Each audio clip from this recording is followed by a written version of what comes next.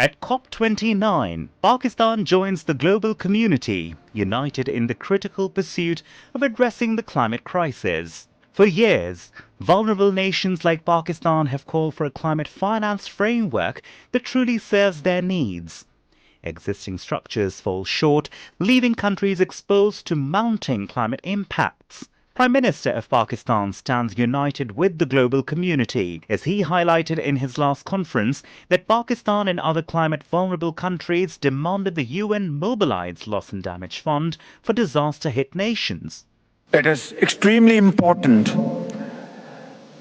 that if we have to fight and rebuild and repair our infrastructure, which has to be resilient and adaptive, then of course we can only do through additional funding, not through additional loans and debts, because this would be a financial death trap. By 2030, developing nations need an estimated $6.8 trillion to meet climate commitments. This includes crucial funding for resilience, adaptation, and disaster recovery. At COP29, we are pushing for impactful global emissions cuts and a collective move towards a sustainable, resilient future. Pakistan is ready to work with the global community, ensuring that together we turn promises into action and safeguard our planet for future generations. One of the key focuses at COP29 is ensuring that all parties are held accountable for their climate commitments. Donor countries pledged 0.7% of their GNI in development assistance with a $100 billion annual climate finance goal. Yet these promises remain largely unfulfilled. Pakistan advocates for equitable climate finance mechanisms.